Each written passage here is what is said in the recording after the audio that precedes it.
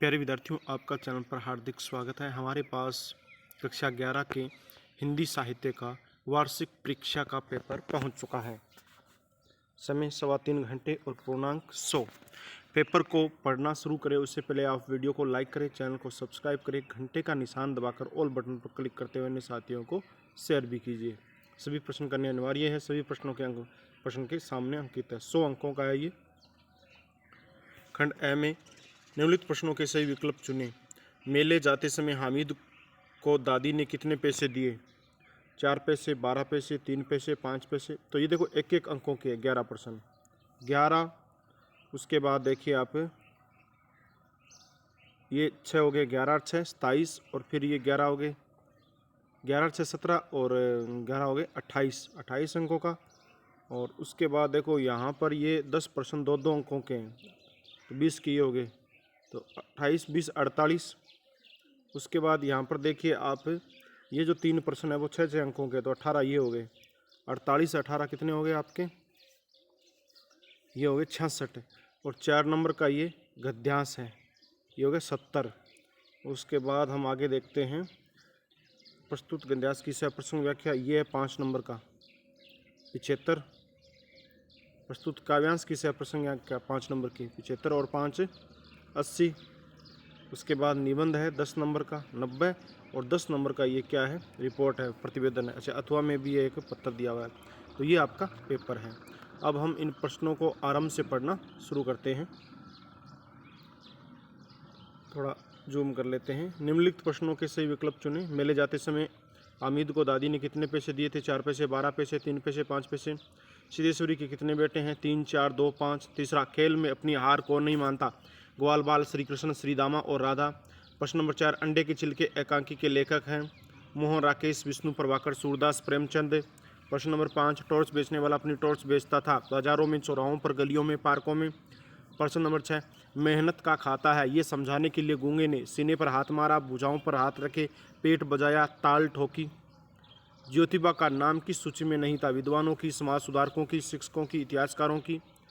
8वां, बामन नहीं भट्टा मजदूर है वह हमारे जैसा, ये कथन है मजदूर का, मानो का, अस्कर का, सुकिया का। उसके बाद 9वां प्रश्न देखो, कबीर के अनुसार हिंदू और मुसलमान नहीं पा सके ईश्वर प्राप्ति की राह, मन की शांति, मुक्ति, ज्ञान। 10वां, कर्तव्य पथ के पथिक के मार्ग की बाधाएं हो सकती है, घोर अंधकार, दूर की प्रियजन, भयंकर वर्षा, ये सभी। प्रश्न 11, निचोरत बने नहीं में गोपी से क्या नहीं निचोड़ा जा रहा है? मन से होली की सम्मति, श्री कृष्ण का प्रेम रंग, शरीर का पसीना, होली का रंग। आगे चलते हैं अब रेगिस्तानों की ओर। निम्नलिखित रेगिस्तानों की पूर्ति करनी है, तो ये 6 रेगिस्तान है यहाँ पर। प्रेमचंद की कृति मानसरोवर के रेगिस्तान भाग है। कितने भाग हैं? सुमित्रा नंदन पंत की कविता संध्या के बाद रेगिस्तान संकलन से ली गई है। तो इन पर सभी प्रश्नों के उत्तर बताए जाएंगे आपको। प्रश्न नंबर 14, दोनों मित्रों के सामने रेगिस्तान सवाल था। प्रश्न नंबर 15, डायरी एक अंतर्ग है। प्रश्न नंबर 16, ज्योतिबा फुल्ले को रेगिस्तान की उपाधि से सम्मानित किया गया था। प्रश्न नंबर 17, प्रेमचंद का मूल नाम रेगिस्तान था। तो इन सभी प्रश्नों के उत्तर आपको बताए जाएंगे। फिर 11 प्रश्न आगे हैं जो एक एक पंक्ति में आपको उत्तर देने हैं। देखिए 18 नंबर, मकबूल को उसके पिता ने कहाँ पढ़ने भेजा? 19, अंडे के छिलके एकांकी में वीणा कौन सी किताब पढ़ती है? प्रश्न नंबर 20, बच्चे ईदगाह जाने के लिए क्यों उत्साहित हैं? प्रश्न नंबर 21, सिद्धेश्वरी के बड़े बेटे का क्या नाम है, वह क्या काम करता है? प्रश्न नंबर 22, गूंगे को कौन पीटते थे और क्यों? प्रश्न नंबर 23, कबीर के पद में बालम शब्द का प्रयोग किसके लिए किया गया है? प्रश्न नंबर 24, गोपियों के अनुसार कृष्ण की कमर टेढ़ी होने का क्या कारण है? प्रश्न नंबर 25, महादेवी जी ने मोम के बंधन से किस और संकेत किया है? प्रश्न नंबर 26, बोहरों के जोर कुंजों में क्या कर रहे हैं? प्रश्न नंबर 27 देखिए, सूबे सिंह के भट्टे पर आने से वहाँ का माहौल कैसा हो जाता है? प्रश्न नंबर 28, ज्योतिबा के अनुसार आदर्श परिवार का स्वरूप क्या है? अब खंड ब की ओर बढ़ते हैं। खंड ब वाले प्रश्न ये 2-2 अंकों के प्रश्न हैं, लघुतरात्मक प्रश्न है। देखिए 4-5 पंक्तियों में उत्तर देना है। 29वां, संचार की परिभाषा व प्रमुख तत्वों के नाम लिखो। प्रश्न नंबर 30, लेखक ने टॉर्च बेचने वाली कंपनी का नाम सूरज छाप ही क्यों रखा? प्रश्न नंबर 31, अन्न न भावे नींद न आवे का क्या कारण है, ऐसी स्थिति क्यों हो गई है? प्रश्न नंबर 32, महादेवी वर्मा या प्रेमचंद का साहित्यिक परिचय लिखिए।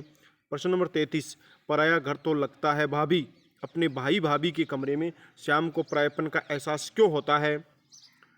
प्रश्न नंबर 34, सबसे ज़्यादा प्रसन्न है हामिद, हामिद की प्रसन्नता का क्या कारण है।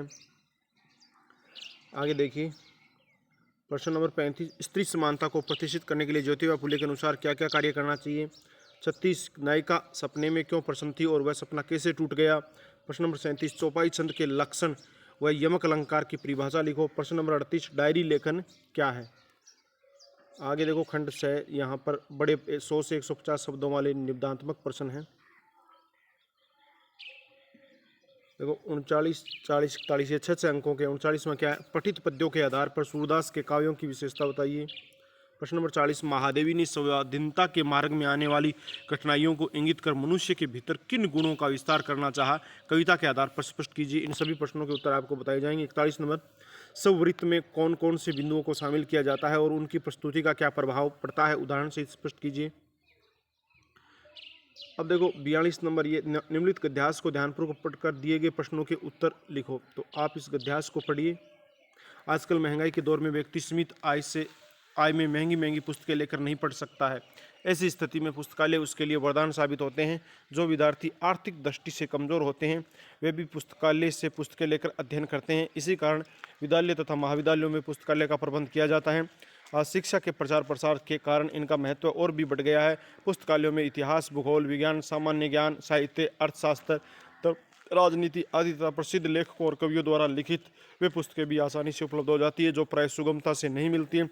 पुस्तकें मनुष्य के विचारों तथा चिंतन को दृढ़ बनाती है, हमारे चरित्र का विकास करती है तथा हमारे अंदर आत्मविश्वास की भावना उत्पन्न करती है। इस दृष्टि से पुस्तकें हमारी परम मित्र हैं। तो यहाँ पर पुस्तकों का महत्व है। देखो क्या क्या प्रश्न है।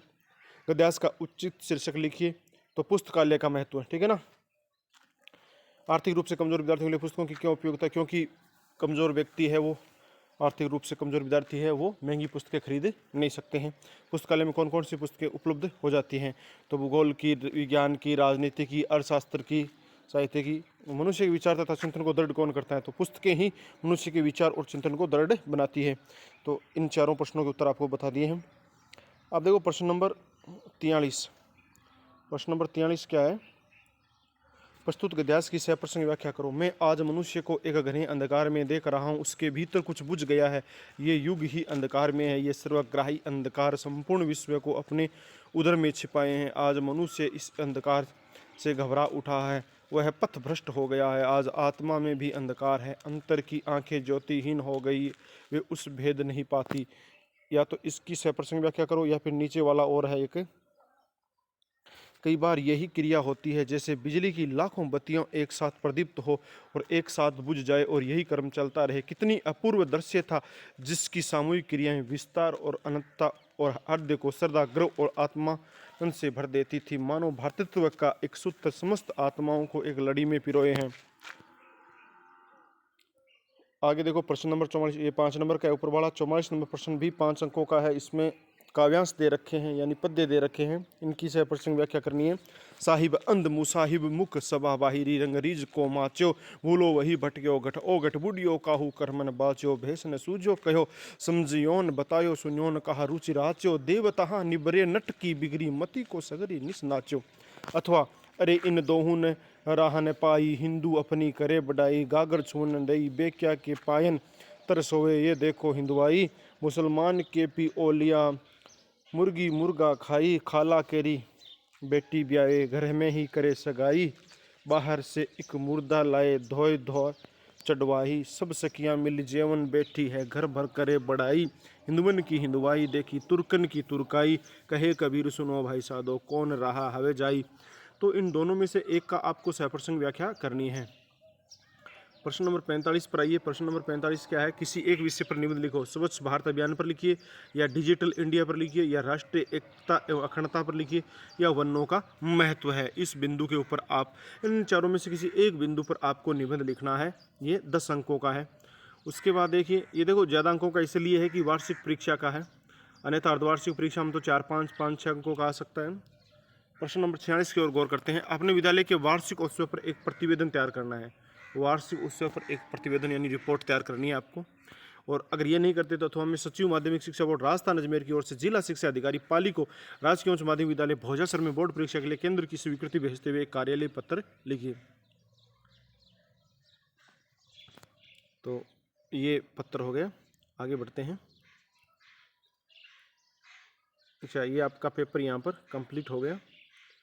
तो ये कक्षा 11 के हिंदी साहित्य का पेपर है। आपने इस वीडियो को अंत तक देखा, इसके लिए आपको पहले बहुत बहुत धन्यवाद। एक चीज़ ध्यान रखना, हर ज़िले के अलग अलग पेपर होते हैं और जो ओरिजिनल पेपर होता है वो सीलबंद होता है और आपको उसी समय मिलता है। ये उस जगह का पेपर है जहाँ 13 तारीख को पेपर हो चुका है। ये ओरिजिनल पेपर है, लेकिन आपके लिए ओरिजिनल नहीं है, क्योंकि हर ज़िले का अलग अलग पेपर होता है और आप इसे इम्पोर्टेंट मान सकते हैं, इम्पोर्टेंट क्वेश्चन मानकर या मॉडल पेपर मानकर आप इसका अध्ययन कर सकते हैं। यदि वीडियो पसंद आया है तो लाइक करें। अभी तक आपने हमारा चैनल सब्सक्राइब नहीं किया तो चैनल को सब्सक्राइब करें। घंटे का निशान दबाकर ऑल बटन पर क्लिक करते हुए अन्य साथियों को भी शेयर कीजिए। हम आपसे कोई दूसरा वीडियो हमें प्राप्त होगा तब उस वीडियो के साथ, यानी दूसरा पेपर हमें मिलेगा तो हम उस पेपर का वीडियो बनाएंगे और फिर आपसे रूबरू होंगे। तब तक के लिए जय हिंद, जय भारत, वंदे मातरम। हाँ, एक साथियों, इस पेपर की अगर आपको PDF चाहिए तो आप हमारे टेलीग्राम चैनल से जुड़ सकते हैं, जिसका लिंक डिस्क्रिप्शन में दिया गया है।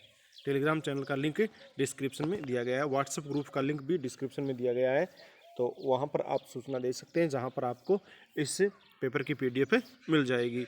और इस पेपर को हल करवाने के लिए अभी हमारे पास पहुँचा है ठीक आधी घंटा पहले, और आज हम किसी हिंदी के गुरुजी को देंगे, वो हल करेंगे तो आपको सभी प्रश्नों के उत्तर ज़रूर बताए जाएंगे। आज ही हम बता देंगे अगर मिले तो। ठीक है प्यारे विद्यार्थियों, जय हिंद।